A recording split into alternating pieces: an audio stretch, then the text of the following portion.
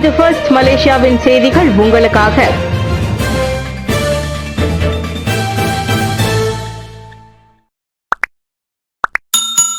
Sungai பட்டாணியில் சம்பவம். ஆடவர் வெட்டிக்கொலை கிட்டத்தட்ட துண்டாகும் அளவுக்கு போனது தங்கையின் கை. கெடா சுங்கை பட்டாணி தாமான் கேம்பாஸில் கூர்மையான ஆயுதத்தால் நடந்த கொடூர தாக்குதலில் இளைஞர் ஒருவர் உயிரிழந்ததோடு அவரது தங்கை கடுமையாக காயமடைந்துள்ளார். நேற்று நள்ளிரவு 12 மணிக்கு மேல் நிகழ்ந்த இச்சம்பவத்தில் 20 வயது இளைஞர் உடலில் சரமாரியாக வெட்டுப்பட்டு சம்பவ இடத்திலேயே உயிரிழந்தார். அவரது தங்கை கையில் கடுமையான காயம் ஏற்பட்டு கையை இழக்கும் நிலையில் சுல்தான் அப்துல் ஹலீம் மருத்துவமனையில் சிகிச்சை பெற்று வருகிறார். இதையடுத்து சந்தேகத்தின் பேரில் 2 ஆடவர்களும் ஒரு பெண்ணும் கைதாகியுள்ளனர். தாக்குதலுக்கு பயன்படுத்தப்பட்ட கூர்மையான ஆயுதங்களும் பறிமுதல் செய்யப்பட்டன. கொலைக்கான காரணம் குறித்து விசாரணை நடைபெறுகிறது என்றாலும் அது மதுபோதையால் நிகழ்ந்தது அல்ல என்பது மட்டும் உறுதியாகி உள்ளதாக குவாலாமுடா போலீஸ் கூறியது.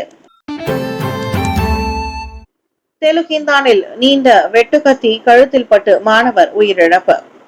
பேராக் தெலுக்கிந்தானில் உயரமான கிளைகளை வெட்ட பயன்படுத்தப்படும் நீண்ட வெட்டுக்கத்தி கழுத்தில் பட்டு தொழிற்பயிற்சி கல்லூரி மாணவர் பரிதாபமாக உயிரிழந்தார். கம்பௌ செலபாக் பத்து 4 என்னும் இடத்தில் நேற்று மோட்டார் சைக்கிளில் ஒரு ஆடவர் தூக்கி சென்ற அந்த வெட்டுக்கத்தி பின்னால் ஒரு மோட்டார் சைக்கிளில் வந்த 17 வயது மாணவனின் கழுத்தை பதம் பார்த்தது. 2 மோட்டார் சைக்கிள்களும் அருகருகே சென்ற போது அச்சம்பவம் நிகழ்ந்தது. மாணவர் சுருண்டு விழுந்து அங்கேயே மரணமடைந்தார். அவருடன் பயணித்த நண்பருக்கு இடது கையில் காயம் ஏற்பட்டு மருத்துவமனையில் சிகிச்சை பெற்று வருகிறார். இதையடுத்து முறையே 39, 52 வயதிலான 2 சந்தேக நபர்களை போலீசார் கைது செய்துள்ளனர். வெட்டுக்கத்தி, மோட்டார் சைக்கிள் உள்ளிட்டவை பறிமுதல் செய்யப்பட்டன. நோக்கமில்லா கொலையாக வகைப்படுத்தப்பட்டு இச்சம்பவம் விசாரிக்கப்படுகிறது. ஹரிமா மலாயா ஆட்டக்காரர்களின் ஆவண மோசடியில் என்னை கருப்பு ஆடாக ஆக்குவதா டிஎம்ஜே காட்டம். ஹரிமா மலாயா அணியின் 7 வீரர்களின் ஆவண மோசடி விவகாரத்தில் எல்லோரும் தன்னையே கருப்பு ஆடாக ஆக்க முயற்சிப்பதை ஜேடிடி உரிமையாளர் துங்கு இஸ்மாயில் சுல்தான் இப்ராஹிம் சாடியுள்ளார். இதற்கு மலேசிய கால்பந்து சங்கமான ஃபேமில் உள்ளவர்கள் அதற்கு தான் பொறுப்பேற்க வேண்டும், மாறாக தன்னை குற்றம் சாட்டக்கூடாது என சமூக ஊடக பதிவில் டிஎம்ஜே வலியுறுத்தினார். ஆவண மோசடி ஏற்பட்டது எப்படி, யார் அவற்றை தயாரித்தது, யார் அவற்றை சமர்ப்பித்தது என்ற பல கேள்விகளுக்கு இங்கு விடை வேண்டும். அதை விடுத்து சம்பந்தப்பட்ட ஆட்டக்காரர்கள் மீது பழி போடுதல் கூடாது என ஜொஹூர் இடைக்கால சுல்தானுமான அவர் சொன்னார். ஆரம்பத்திலேயே ஃபேம் அதிகாரிகளில் சிலருக்கு என்னை பிடிக்காது. தனிப்பட்ட நன்மைக்காக வாய்ப்புகளை தடுக்கப்பட்டதால் என் மீது அவர்களுக்கு அதிருப்தி. இப்போது சில ஊடகங்கள் மற்றும் ரசிகர் குழுக்களும் என்னை குறிவைத்து தாக்குகின்றன என டிஎம்ஜே குற்றம் சாட்டினார். ஆனால் தன்னை குற்றவாளியாக்க முடியாது என்றும் உண்மையான பொறுப்பாளர்கள் வெளிப்படையாக கண்டறியப்பட வேண்டும் என்றும் அவர் வலியுறுத்தினார். ஜம்ரி வினோத் மீதான தாக்குதல், 4 சரண், 2 நாள் தடுப்பு காவல். பினாங்கு புக்கெட் மேதா ஜாமில் சுயேட்சை சமய சொற்பொழிவாளர் ஜம்ரி வினோத் மீது நடந்த தாக்குதல் தொடர்பாக 4 இன்று காலை போலீசில் சரணடைந்தனர். 20 முதல் 30 வயது வரையிலான அந்நால்வரில் 2 பொறியியலாளர்கள் ஆவர். ஒருவர் தொழில்நுட்ப பணியாளர், மற்றொருவர் வேன் ஓட்டுநர். இதையடுத்து புக்கெட் மேதாஜாம் மேஜிஸ்ட்ரேட் நீதிமன்றம் அவர்களை 2 நாட்களுக்கு தடுத்து வைத்து விசாரிக்க உத்தரவிட்டது. இதன் மூலம் இவ்வழக்கில் கைது செய்யப்பட்டவர்களின் எண்ணிக்கை 6ஆக உயர்ந்துள்ளது. ஏற்கனவே 2 சகோதரர்கள் கைதாகி பின்னர் விடுவிக்கப்பட்டனர். தாக்குதலில் பயன்படுத்தப்பட்டதாக கூறப்படும் ஆயுதங்கள் பறிமுதல் செய்யப்பட்டுள்ளதாகவும் விசாரணை தொடர்ந்து நடைபெறுவதாகவும் போலீஸ் தெரிவித்துள்ளது. ஈரானிய படைகளை முழுமையாக அழித்துவிட்டோம், ட்ரம்ப் கொக்கரிப்பு. ஈரானின் அனைத்து படைகளையும் முற்றிலுமாக அழித்துவிட்டதாக அமெரிக்க அதிபர் டொனால்டு ட்ரம்ப் பெருமையுடன் கூறிக்கொண்டுள்ளார்.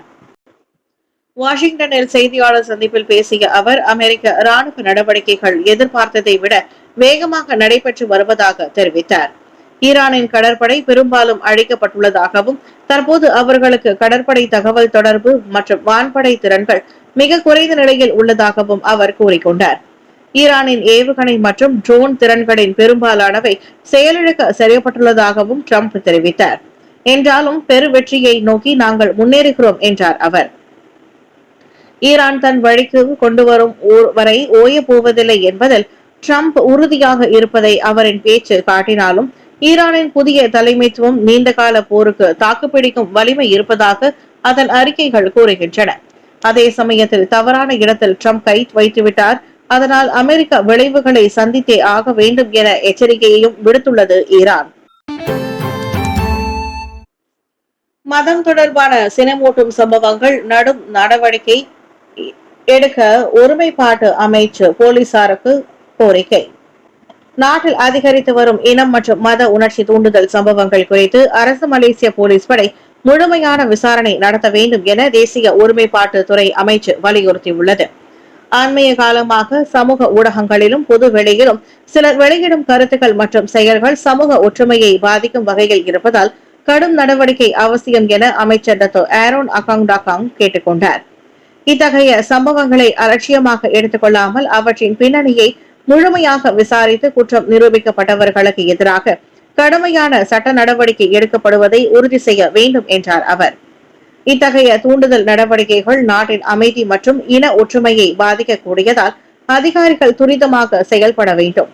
இதேவேளை பொதுமக்களும் எவ்வித யுகங்களையும் பரப்பாமல் சட்டத்தை மதித்து அமைதியை பேண வேண்டும் என அமைச்சர் கேட்டுக் கொண்டார். நோன்பு பெருநாள்களுக்கு பள்ளிகளுக்கு கூடுதல் விடுமுறை கல்வி அமைச்சு அறிவிப்பு. மார்ச் 21ஆம் தேதி அன்று கொண்டாடப்படும் என எதிர்பார்க்கப்படும் நோன்பு பெருநாளுக்கு முன்னதாக கல்வி அமைச்சு பிரிவு ஏ மற்றும் பிரிவு பிக்கு உட்பட்ட பள்ளிகளுக்கு இன்று மற்றும் 2 நாட்களுக்கு 1 மற்றும் 2 நாட்களுக்கு கூடுதல் விடுமுறைகளை அறிவித்துள்ளது. கெடா, கிளந்தான் மற்றும் தெலங்கானா மாநிலங்களை உள்ளடக்கிய ஏ பிரிவை சேர்ந்த பள்ளிகள் மார்ச் 19ஆம் தேதி அன்று வியாழக்கிழமை தங்கள் விடுமுறைகளை தொடங்கும். பி பிரிவுகளை உள்ளடக்கிய பள்ளிகளுக்கு கூடுதலாக 2 நாள் விடுமுறை இருக்கும். Malacca, Johor, Negeri Sembilan, Pahang, Perak, Perlis, Penang, Sabah, Sarawak, Selangor, Kuala Lumpur, Labuan மற்றும் புத்ரஜயா ஆகிய கூட்டரசு பிரதேசங்களை உள்ளடக்கிய பி பிரிவில் இடம்பெற்றுள்ள பள்ளிகளுக்கு மார்ச் 19ஆம் தேதி வியாழக்கிழமை மற்றும் மார்ச் 20ஆம் தேதி வெள்ளிக்கிழமை ஆகிய தேதிகளில் கூடுதலாக 2 நாள் விடுமுறை வழங்கப்பட்டுள்ளது. இம்முறை நோன்பு பெருநாள் விடுமுறையும் பள்ளிகள் முதல் தவணைக்கான விடுமுறையுடன் ஒத்துப்போவதாக அமைவதால் மாணவர்கள் நீண்ட விடுமுறையை அனுபவிக்க முடியும். இனவாத தூண்டல்களை புறக்கணித்து தேசிய ஒற்றுமையை பாதுகாப்போம். ரமணன் வலியுறுத்து. நாட்டின் நிலைத்தன்மையை பாதுகாக்க இனவாத தூண்டல்களை மக்கள் புறக்கணிக்க வேண்டும் என PKR உதவி தலைவர் டத்துஸ்ரீ ரமணன் ராமகிருஷ்ணன் வலியுறுத்தியுள்ளார். மலேசியா என்பது மலாய்க்காரர்கள், சீனர்கள், இந்தியர்கள், இபான் மற்றும் கடசான் உள்ளிட்ட பல்வேறு இனங்களை கொண்ட நாடு. எனவே இனவாதம் மற்றும் தீவிரவாத கருத்துக்கள் மூலம் மக்களை திசை திருப்புவது முறையற்றது என மனிதவள அமைச்சருமான அவர் சொன்னார். அண்மைய காலமாக இன உணர்வுகளை தூண்டும் சீண்டும் வகையிலான அறிக்கைகள், சமூக வலைதள பதிவுகள் மற்றும் கருத்துக்கள் அதிகரித்துள்ளன. அவை மக்களிடையே நிலவும் ஒற்றுமையையும் நல்லிணக்கத்தையும் பாதிக்கும் அபாயம் உள்ளது என்றார் அவர். மடானி அரசாங்கத்தின் சாதனைகளுக்கு எதிராக பெரிய பிரச்சனைகள் எதுவும் இல்லாததால் சில தரப்பினர் வேறு வழியின்றி இதுபோல் மக்களை கவனத்தை திசை திருப்ப முயலுகின்றனர். இன மத தூண்டுதல்கள் மோசமடைகின்றன, உடனடி நடவடிக்கை தேவை. பிரகாஷ் வலியுறுத்து. நாட்டின் இன மத தூண்டுதல்கள் அதிகரித்து வரும் நிலையில் அதனை முறியடிக்க உடனடி நடவடிக்கைகள் எடுக்கப்பட வேண்டும். மாறாக வெறும் பார்வையாளராக அதிகார தரப்பு கடந்து போய்விடக் கூடாது என ஸ்லாங்கூர் கோத்தகெமினிங் சட்டமன்ற உறுப்பினர் பிரகாஷ் சம்புநாதன் வலியுறுத்தியுள்ளார். சில நபர்கள் புனித நூல்களை அவமதிப்பதையும் தெய்வங்களை இழிவுபடுத்துவதையும் காண முடிகிறது. ஆனால் பெரும்பாலும் இவற்றை தடுக்கக்கூடிய நடவடிக்கைகள் இல்லை என்பது கவலை அளிக்கிறது. இன மத மோதல்களை தூண்டி விடுபவர்கள் தண்டனையின்றி சுதந்திரமாக சுற்றுகின்றனர். இது ஒரு பலவீனமான மற்றும் தீர்மானமற்ற நிர்வாகத்தின் அறிகுறியாகும். மக்கள் அரசாங்கத்தை பலவீனமாக பார்க்கும் போது சட்டத்தை தங்கள் கைகளிலேயே எடுத்துக் கொள்கின்றனர். இதனை அனுமதிக்க கூடாது. எனவே உள்துறை அமைச்சும் தேசிய போலீஸ் படையும் வெறுமனே எச்சரிக்கை விடுப்பதை விடுத்து தக்க நடவடிக்கையில் இறங்க வேண்டும். சம்பந்தப்பட்டவர்களை கைது செய்து நீதிமன்றங்களில் குற்றம் சாட்ட வேண்டும். இது சட்ட முறைப்படி இயங்கும் நாடு என்பதை நிரூபிக்க வேண்டும். கருத்து சுதந்திரம் என்ற பெயரில் கலகத்தை உண்டு பண்ணுவதை நாம் அனுமதிக்க கூடாது என அறிக்கை வாயிலாக பிரகாஷ் கேட்டுக் கொண்டார். JPJ ICP இல்லாமல் மலேசியாவுக்குள் நுழைய தாய்லாந்து வாகனங்களுக்கு தடை. ICP எனப்படும் அனைத்துலக சுழற்சி பெர்மிட் இல்லாமல் இனி தாய்லாந்து வாகனங்கள் எதுவும் மலேசியாவுக்குள் நுழைய முடியாது. ICP இல்லாத வாகனங்கள் எல்லையில் இருந்து 2 கிலோமீட்டருக்கு மேல் கண்டறியப்பட்டால் பறிமுதல் செய்யப்படும் என சாலை போக்குவரத்து துறையான JPJ எச்சரித்துள்ளது. வரும் நோன்பு பெருநாளை ஒட்டி அந்த அண்டை நாட்டிலிருந்து ஏராளமான வாகனங்கள் மலேசியாவுக்குள் நுழையலாம் என எதிர்பார்க்கப்படுவதால் அந்த நினைவூட்டல் விடுக்கப்படுவதாக ஜேபிஜே தலைமை இயக்குனர் டாக்டர் எடிபட்லி ரம்லி தெரிவித்தார். 90 நாட்களுக்கு செல்லுபடியாகும் என இந்த ஐசிபி பெர்மிட் ஜேபிஜே எல்லை சாவடிகளில் இலவசமாக வழங்கப்படுகிறது. எனவே தனியார் வாகனங்கள் அதனை மறவாமல் பெற்றுக் கொள்ளுமாறு அவர் கேட்டுக் கொண்டார். இந்த நடவடிக்கை எல்லை பாதுகாப்பை வலுப்படுத்தவும் சட்டவிரோத நுழைவுகளை தடுக்கவும் நோக்கத்துடன் எடுக்கப்படுவதாக அவர் சொன்னார். பூச்சோங் வீடமைப்பு பகுதிக்கு அருகே 67 வயது ஆடவர் இறந்து கிடந்தார். பூச்சோங் தாமான் புத்ரா பேடானாவில் தாமான் லா காட்டேஜுக்கு அருகே நேற்று 67 வயது ஆடவர் ஒருவர் இறந்து கிடந்தார். இது குறித்த தகவல் திங்கட்கிழமை அன்று போலீசிற்கு கிடைத்ததாக செப்பாங் போலீஸ் தலைவர் உதவி கமிஷனர் நாரிஸ்மான் பஹமான் தெரிவித்தார்.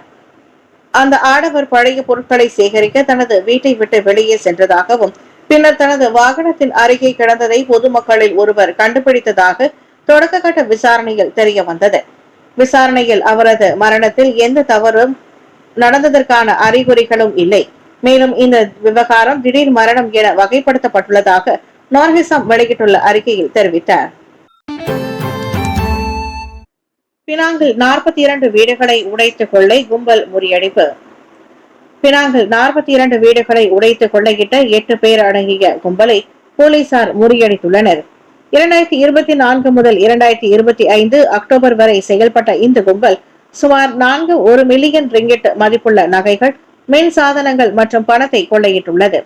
ஓப் ஷேடோ சிறப்பு சோதனையில் 22 முதல் 35 வயதிற்கு உட்பட்ட அந்த 8 பேரும் கைதானதாக புகித் அமான் குற்றப்புலனாய்வு துறையின் இயக்குநர் டாக்டர் எம் குமார் கூறினார். இவர்களில் 5 கடந்த மாதம் சொஸ்மா சட்டத்தின் கீழ் கைது செய்யப்பட்டனர். மற்ற 3 ஏற்கனவே சிறையில் தண்டனை அனுபவித்து வருகின்றனர். இந்த கும்பலை வழி நடத்தியவர் 27 வயது இளைஞர் என்ற அதிர்ச்சி தகவலையும் குமார் வெளியிட்டார். அனைத்து சந்தேக நபர்களும் இன்று பட்டர்வர்த் செஷன்ஸ் நீதிமன்றத்தில் குற்றம் சாட்டப்பட உள்ளனர்.